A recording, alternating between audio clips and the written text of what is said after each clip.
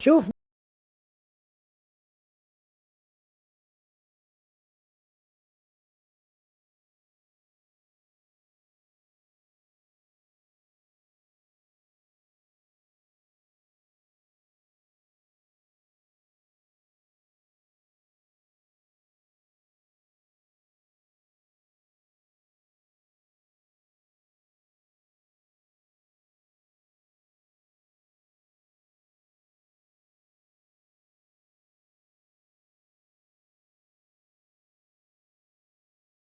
hojii ajaa'ibaati. Hojii dhaamsa guddaa of keessaa qabu. Sababni waa dhaba keenyaa, wal dhaba keenyaa, waa dhabaa fi wal dhaba rabbi nurraa haa qabu.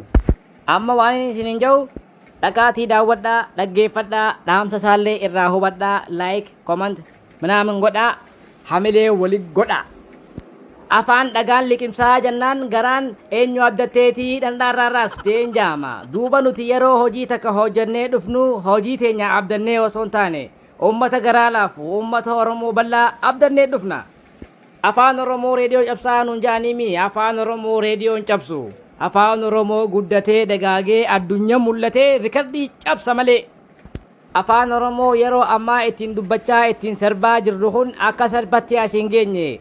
Reediyoo cabsaa minaaminee nuun jaanii ture dhandhaarraa wal geesse. Galata rabbi afaan keenya as gahe ammallee afaan keenya jajjabeessinee cinaa dhaabbannee addunyatti mul'atee guddatee dagaagee akka rikardii addunyaa cabsu godhuu qabna. Asumaanuu obboleessa keenya Galaanaa Gaaromsaa galatoomii ulfaadhu nuu jiraadhu sirboota kee keessatti eenyummaa Oromoo dhugaa Oromoo baraa jirraa galatoomii isin jechuu barbaada.